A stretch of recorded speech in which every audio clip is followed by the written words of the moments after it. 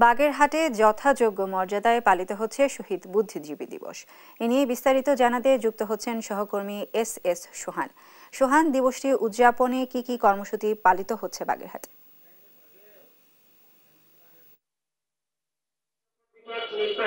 বাগেরহাটে যথাযোগ্য মর্যাদায় শহীদ বুদ্ধিজীবী দিবস পালিত হচ্ছে। দিনটি উপলক্ষে জেলা প্রশাসন এবং মুক্তিযোদ্ধা সংসদ নানা আয়োজন করেছে।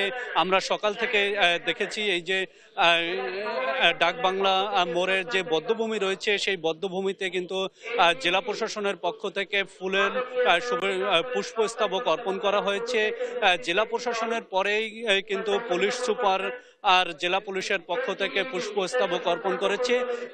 এই জেলা পুলিশের পুষ্পস্তবক অর্পণের পরেই শহীদ বুদ্ধিজীবীদের রুহের মাগফিরাত কামনায় কিন্তু দোয়া মোনাজাত অনুষ্ঠিত হয়েছে। এছাড়া বাগেরহাটে কিন্তু আজকে আলোচনা সভারও আয়োজন করেছে জেলা প্রশাসন। আমরা যদি আপনাদেরকে একটু দেখাতে চাই, এই মুহূর্তে কিন্তু এই যে বধ্যভূমি রয়েছে এখানে পুষ্পস্তবক অর্পণের জন্য বিভিন্ন রাজনৈতিক দলের নেতৃবৃন্দ, মুক্তিযোদ্ধা সংসদ, সরকারি বেসরকারি বিভিন্ন প্রতিষ্ঠানের কর্তা ব্যক্তিরা কিন্তু এখানে এসেছেন এবং তারা ফুলের পুষ্পস্তবক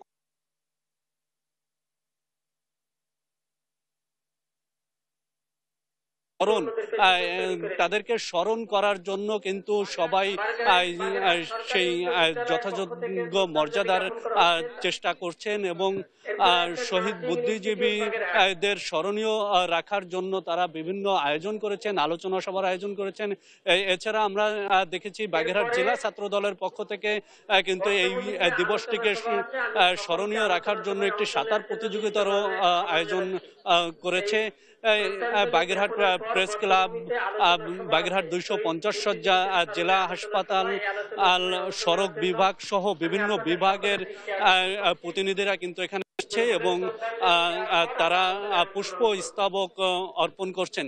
এখানে পুষ্প স্তবক অর্পণ শেষ হলে ভৈরব নদীর তীরে যে বধ্যভূমি রয়েছে সেখানে কিন্তু জেলা প্রশাসনের পক্ষ থেকে আলোচনা সভার আয়োজন করা হয়েছে এবং সেখানে মুক্তিযোদ্ধা এবং সরকারি কর্মকর্তারা এই যে শহীদ বুদ্ধিজীবী দিবসের যে তাৎপর্য সেই তাৎপর্য তুলে ধরে আলোচনা করবেন। এই ছিল বাগেরহাট থেকে আমার কাছে শহীদ বুদ্ধিজীবী দিবসের সর্বশেষ খবর। ধন্যবাদ সোহান আপনাকে। বাগেরহাট থেকে বুদ্ধিজীবী দিবস উদযাপনের বিস্তারিত নিয়ে জানাচ্ছিলেন আমাদের সহকর্মী সোহান।